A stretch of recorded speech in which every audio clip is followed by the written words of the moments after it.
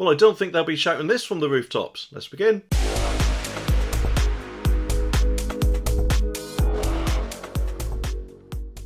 The article says that electric car drivers are being warned of the real-world range of their cars and how it could be almost a third less in winter than the official figures suggest. A new study has taken 12 of the latest best-selling electric cars to test drive the cars from fully charged until they stopped. The vehicles ranged in price from the Aura Funky Cat, whatever that is, costing $31,995, through to the most expensive vehicle, the Jaguar I-Pace, costing $69,425, or maybe half a house in my opinion. The What car found that the Funky Cat to be the worst performer, as it fell 32.8% short of its official range, covering just 130 miles before stopping, compared to the official figure of 193 miles, which is quite some distance, isn't it?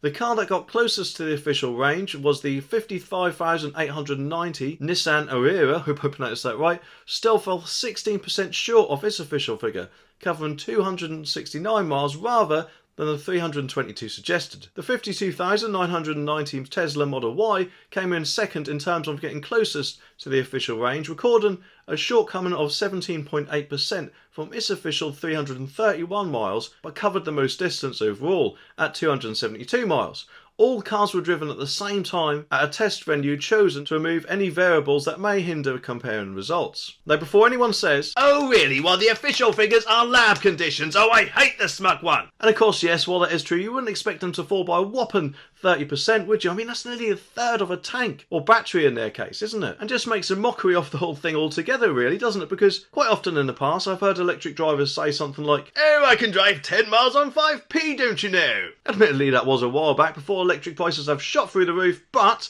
if I fill a petrol tank up, then it will go roughly the same amount of miles in winter than it would do summer. Although unfortunately the same can't be said for electric cars, can they? Because batteries don't really like the cold that much, and therefore unfortunately consume more energy. Thereby meaning that theoretically you'd get a lot less miles for that 20 or 30 quid than what you would do otherwise. Which kind of outweighs the whole money saving benefit in the first place, doesn't it? Especially with the luxury car tax that they're apparently putting on in 2025 to all EVs for the first 6 years of ownership. And let's face it, where it would take me somewhere like 5 minutes to fill up my petrol car, it will take an EV quite longer, and now that their range is 30% less, they'll obviously have to fill up more, surely causing more of an inconvenience than usual. Unless of course you're rich enough to have a house with a driveway where you can just leave it charging while you sip your champagne. But unfortunately, as far as I'm aware, most people actually do rely on public chargers. So to be honest, if anything, it makes me question the whole point of EVs in the first place. In the winter test, the average range achieved by the trio was 18% lower than in summer, with the BMW faring worst at 261 miles versus 317,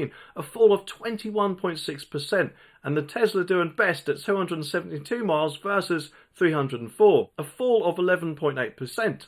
The Cooper achieved 182 miles against 219 in summer, a fall of 20%. The 15-mile route simulated real-world driving conditions, taking 2.6 miles of stop-start urban driving, 4 miles of steady 50 mile an hour, and 8 miles at a constant 70 miles an hour. Will Nightingale, head of the What Car test team, said, "More and more people own or are considering electric cars, and it's important that they understand the pros and cons of this technology, especially in terms of how far they are likely to go between chargers." And if that's annoyed you, then you're not going to be too happy about this video, where I'll tell you about another EV ripoff.